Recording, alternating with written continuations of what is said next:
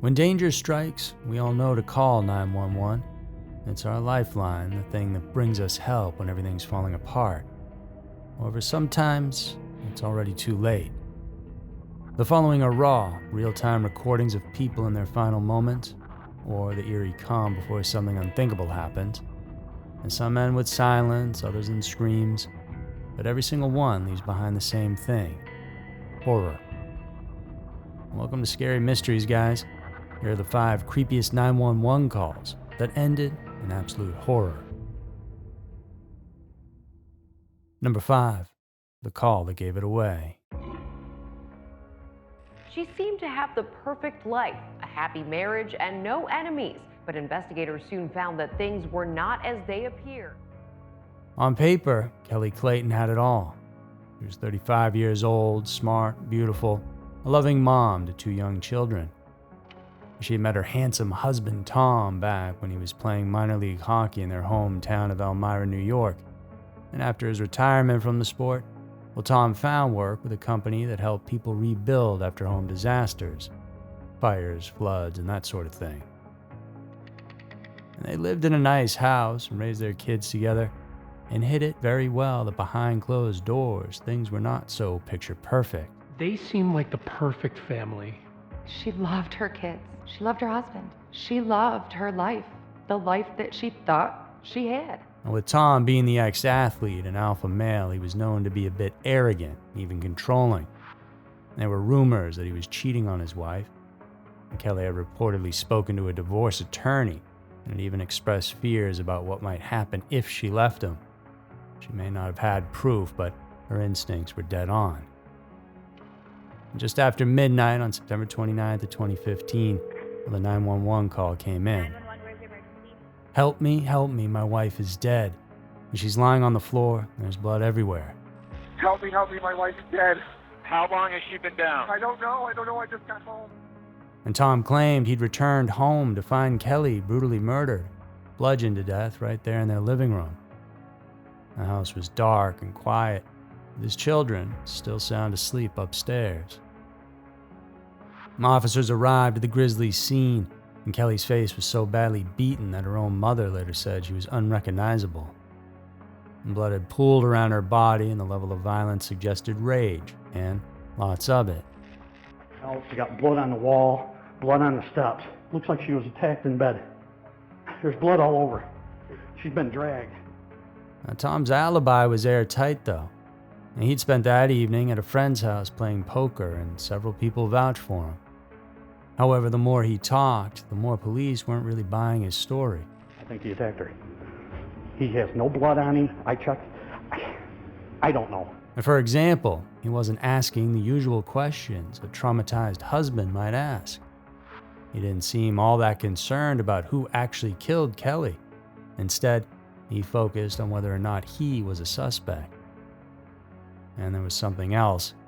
Well, Tom had very recently increased Kelly's life insurance policy. And that, my friends, is always a sign that something is surely up. In digging into Tom's background, investigators found out he made a call to a man named Michael Beard, a former employee Tom had fired months earlier. And Beard had a history of drug use and was desperate for money. And when police brought him in for questioning, he cracked.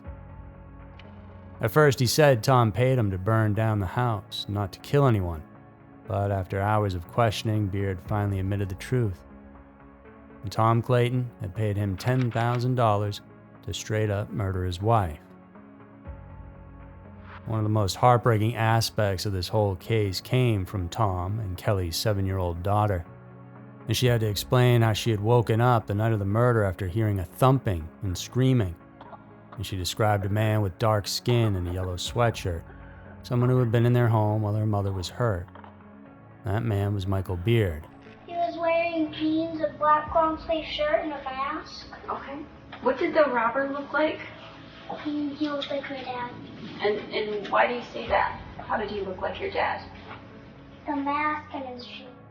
And Tom coldly had returned home that night, knowing exactly what was happening, called 911, and then went upstairs and slept next to his daughter, who had just heard her mother being killed. It was a level of emotional detachment that few people can achieve. And Tom Clayton's trial began in 2016, where cell phone records placed him in contact with Beard. And Beard testified that Tom promised him a payout for the job. The life insurance motive was also clear. But most damning was Tom's own daughter, who told investigators that she had seen Daddy's friend in the house that night. The jury ultimately deliberated for less than a day, and Clayton was found guilty of first-degree and second-degree murder and sentenced to life in prison without parole. And Michael Beard was also convicted and sentenced to life behind bars. In the end, it wasn't a stranger who stole Kelly Clayton's life. It was the man who was supposed to love her, a husband who chose money over morality and who hired a killer, all while tucking his kids into bed. Number 4, a monster beneath the floorboards. Some killers have a reason, a motive, some even have a type. But others are driven by something so depraved and so far outside human comprehension, it's hard to believe they actually exist in the same world as the rest of us. Now, this is one of the more disturbing murder cases in modern American history, and so if you're squeamish, well, consider this your warning. While they were still alive and gagged, I was going to drape them over the bathtub and cut off their head, and then hang them there and let the blood all drain out, so good and drained out. In 2006, 26-year-old Kevin Ray Underwood lived in an apartment complex in Purcell, Oklahoma, surrounded by kids, families. He pretty much kept to himself, played video games, and worked at a local grocery store. He looked harmless enough, was a little awkward, maybe a loner type, lived in a small upstairs apartment, kept his blinds closed, spent most of his time online. He ran his blog as a means to connect with others, though that's not real human connection, as we all know. And in it was what you might expect from a young man who didn't socialize: rants about depression, loneliness, and sexual frustration. He also wrote about fantasies of killing and about eating human flesh. Now, in the moment, who cares, right?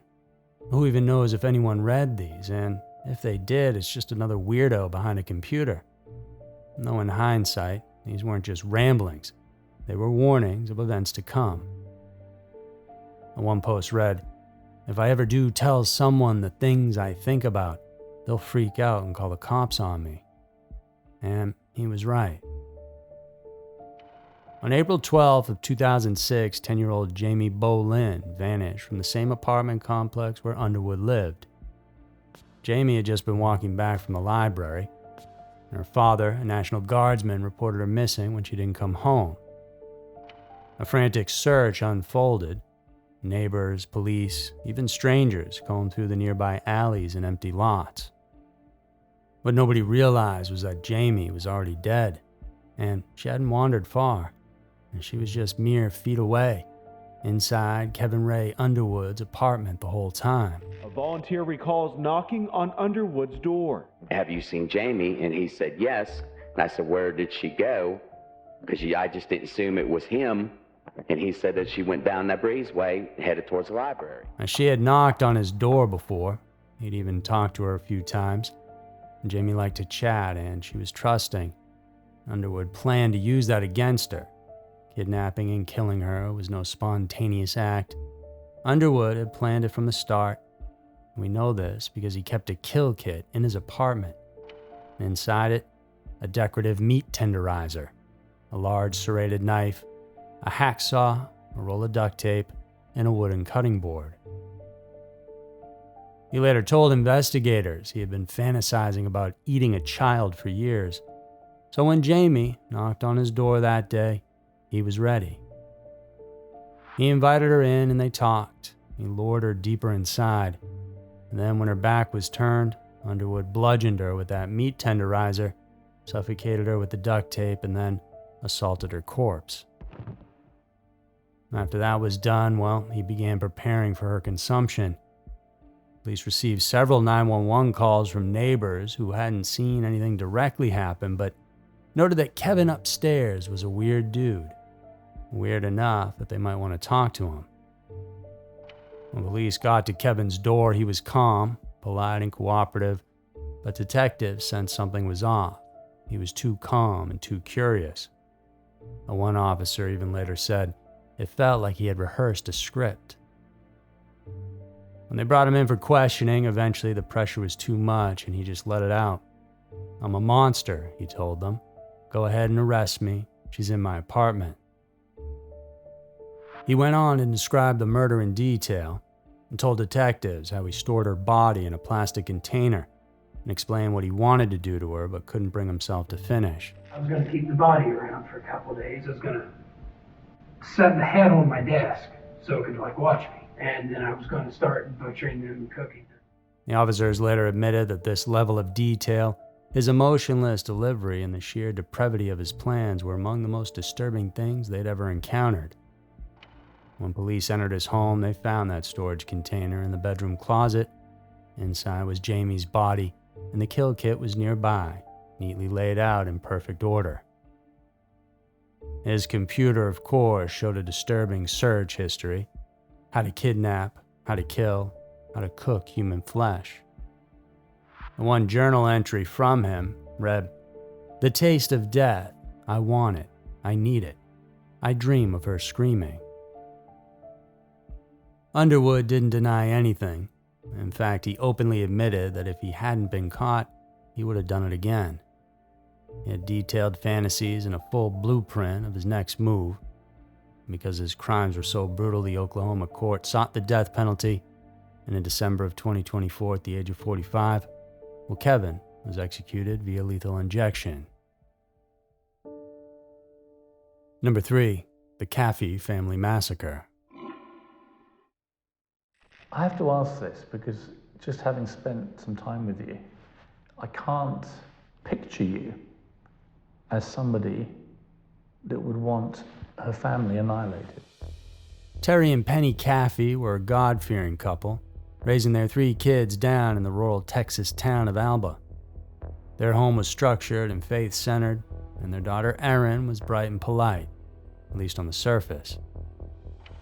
But things changed when she turned 16, because that's when she started sneaking out, skipping school, and most importantly, dating 19-year-old Charlie Wilkinson. Her parents didn't approve of Charlie. He wasn't raised like their daughter, plus the 3-year age gap was a bit too much. There was just something about Charlie that it was like when you looked him in the eye, you could see right through his soul. It was like you could see right through him. I just sensed that something didn't seem right.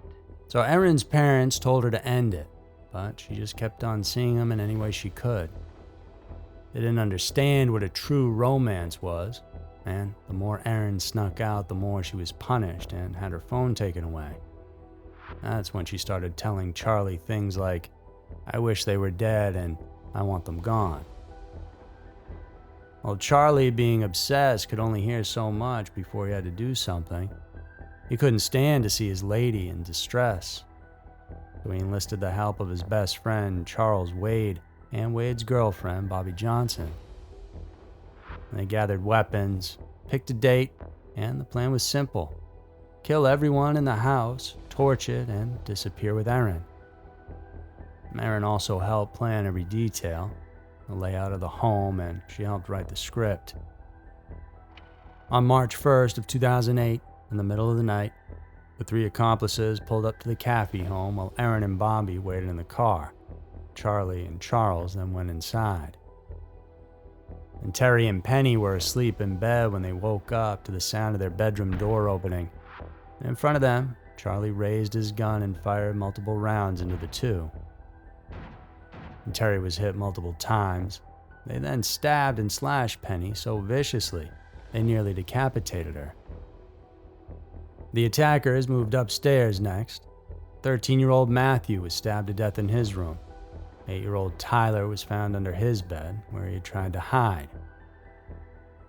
With the family eliminated, they then poured lighter fluid throughout the house and set it ablaze. But here's the crazy part.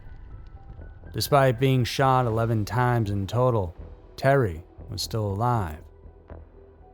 Bleeding profusely, he dragged himself 300 yards through the woods to a neighbor's home in a fight for survival that took more than an hour.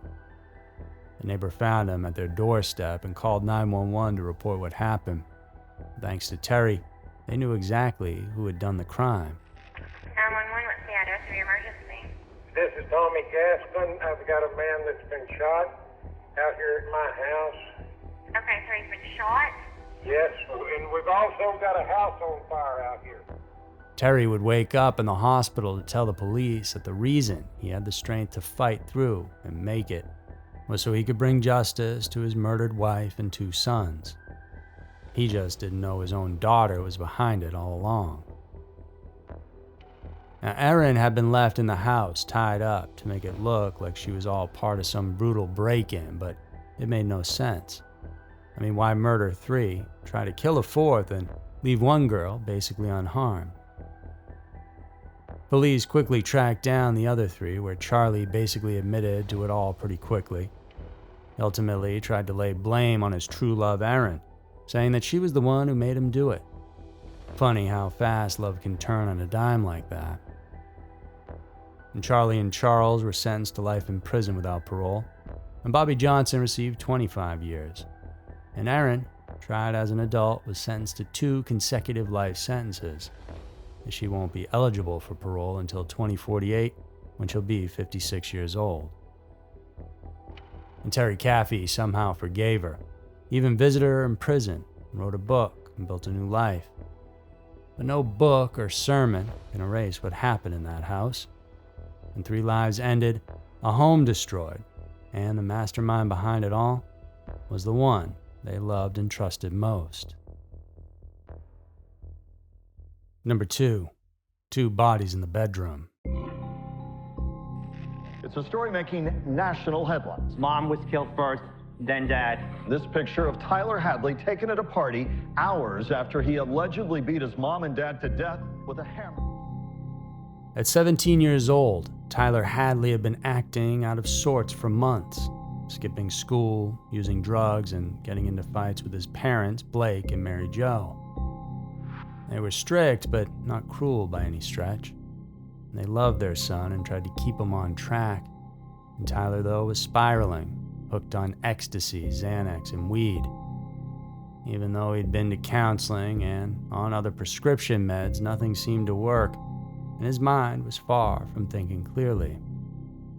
Which is why we're talking about him today, because what he did to his folks wasn't just pure evil. It's what he did after that makes his story all that more messed up.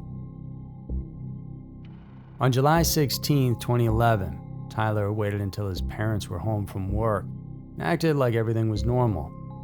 He then hid their phones on them and popped a couple of ecstasy pills to get himself quote-unquote hyped up. Then he stood behind his mother with a claw hammer, and he brought it down on her head. His father heard the screams and came running, but Tyler attacked him too. Police later determined he struck each parent over 30 times. The hammer was later found between the bodies, crusted with blood, hair, and even bone fragments. But he could breathe a sigh of relief now, because Tyler was free to do whatever he wanted. At least, that's how he saw it. He dragged both bodies into the master bedroom and covered them with towels, books, and whatever else was around to help hide them.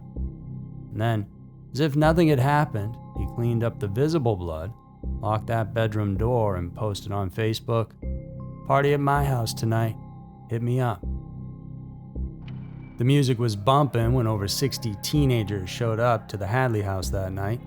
The drinks were flowing, people were laughing and dancing, taking pictures. Some noticed a smell, others noticed the locked bedroom door and Tyler snapping when people tried to open it. But whatever, bro. It was a straight-up killer party in more ways than one. And Tyler kept smiling and laughing, but at one point when he was feeling no pain, he pulled one of his friends aside and simply said, "I killed my parents." His friend thought he was joking, and Tyler insisted he wasn't, and that's when he showed him the blood-stained bedroom to prove it. He pointed to the bloody hammer and said, "I couldn't throw a party if they were still alive." The party ended, but his friend couldn't shake what he had been told. He waited until he left, and that 911 call still echoes with disbelief. "I think my friend just killed his parents. He said the bodies are in the bedroom." After he told me, I didn't believe him because he's been my best friend forever. I would never suspect anything like this. And I was looking around. He told me if I look at enough, I could see signs. I looked on the floor, I could see signs of blood. And that's when I went around back and looked in his parents' bedroom. Police responded immediately. When Tyler opened the door, still under the influence, he tried to play it cool. But the house had blood stains in the hallway, and furniture was out of place, so something was definitely up. And when they opened that bedroom door, they found the two bodies stacked and partially buried under towels and debris. And Tyler said he'd been planning the whole thing for weeks, that he wanted to throw a party like the ones he saw in the movies. But his parents wouldn't let him, so he got rid of them, and that was his reasoning. In 2014, he was sentenced to life in prison without the possibility of parole, and that's at least what he deserves for planning, bragging about, and partying over his parents' corpses. Number 1. The killer Uber driver. When you step into an Uber, you don't think twice. You're headed to dinner, the airport, maybe just going home. And somebody shows up, you get in, and you trust them to get you to where you're going. But should you? Because on the night of February 20th of 2016, passengers in Kalamazoo, Michigan, unknowingly stepped into a vehicle driven by a man on a killing spree. In the end, multiple people were dead, and it all started with a 911 call that sounded like something from a nightmare. Around 5:42 p.m., a man called in saying, "Someone just shot at me from a black Chevy Equinox. He tried to kill me." The caller had been with his family at an apartment complex when a man in an Uber vehicle pulled up next to them and just opened fire without warning.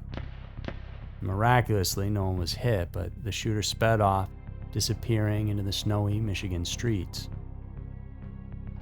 And that would have been enough for one night, but the shooter, 45-year-old Jason Dalton, was just getting started. The father of two had no criminal record and no history of violence. He was just an Uber driver, except the app on his phone turned demonic, and instead of just telling him where to pick people up and drop them off, according to him, it was telling him who to kill. An Uber driver now charged with multiple counts of murder, 6 people dead, apparently killed at random. After firing those first shots, Dalton picked up passengers, joked with them, and dropped them off like nothing was wrong. One couple later said their driver had acted strange, blowing through stop signs and driving erratically. More 911 calls came in. One woman reported a suspicious driver. Another described a black Equinox swerving through traffic. But there was no full picture yet. The police didn't know he was an Uber and picking up people. Then at 10:08 p.m. it all exploded. Another 911 call came in from Sealy Ford car dealership. There's been a shooting, and 2 people are down. I think they're dead. Hi, we just drove by the Kia.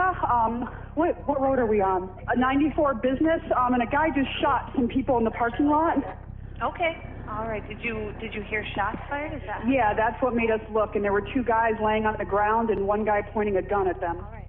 Outside the dealership, Dalton had pulled up and gunned down a father and son, Richard and Tyler Smith, as they looked at cars.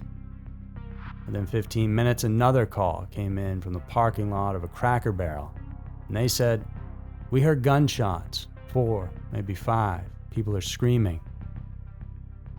Dalton had just fired into a car full of people, and 4 women were killed: Mary Jo Nye, Barbara Hawthorne, Dorothy Brown, and Mary Lou Nye. A teenage girl named Abigail Kopp was shot in the head and left for dead while helping her wounded friend, who luckily survived. And by this point, the city was in chaos. Dispatch lines were flooded. Police were using eyewitness 911 reports to slowly piece together the pattern. The driver was a heavy-set white male, glasses with short-cropped hair. Officers from multiple agencies swarmed the area. License plate readers were activated. 911 dispatchers coordinated sightings in real time. And then at 12:40 a.m., another 911 call. "We think we've got him. The suspect's vehicle is stopped. Officers approaching." Jason Dalton was pulled from his vehicle without incident. He was wearing a bulletproof vest and had a semi-automatic handgun in his waistband. He showed no emotion because in his eyes it wasn't his fault. As I mentioned, he claimed that when he opened that Uber app, it changed. The symbol turned demonic. He said it started controlling him and telling him who to kill. He referred to it as the devil's head and said he'd become a puppet.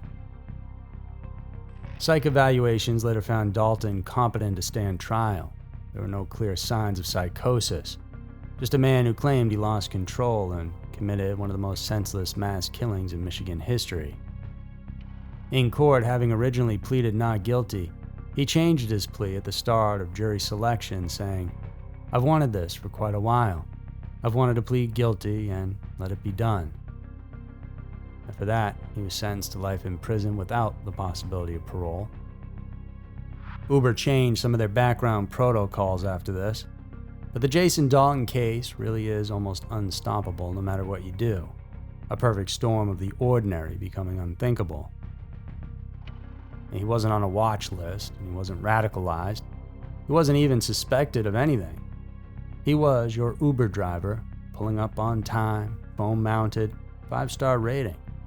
Only in between rides, he was murdering strangers at random, without mercy. And so there were the 5 creepiest 911 calls that ended in absolute horror. Every one of these calls started with hope that someone on the other end would save them, but in these 5 cases, help didn't arrive in time, or the danger was already too close. For more cases that dig even deeper, subscribe to Scary Mysteries and check out our Patreon for extended cuts in cases too intense for YouTube. And until next time, y'all stay safe out there. I'll see you over in the next one.